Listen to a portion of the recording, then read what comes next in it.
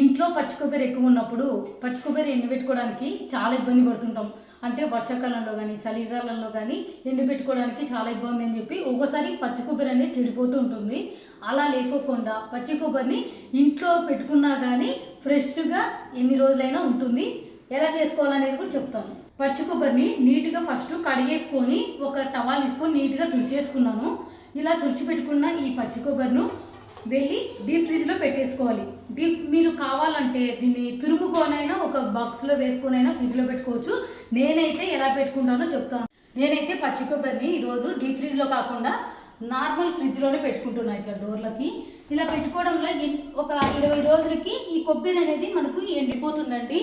మనకు ఇంకా బయట ఎండ లేదే అనే సమస్య కూడా లేదు. ఇలా ఫ్రిడ్జ్లో పెట్టుకున్నా కానీ కొబ్బరి అనేది ఫుల్ డ్రై అయిపోతుంది. నేను డ్రై అయినప్పుడు మీకు ఒకసారి చూపిస్తానండి. లేదు మీకు అలా కాదనుకుంటే మొత్తం తురిమేసుకొని అయినా డీప్ ఫ్రిడ్జ్లో అయినా పెట్టుకోవచ్చు. అప్పుడప్పుడు కూరలలో కానీ ఫ్రైలలో కానీ వేసుకోవచ్చు.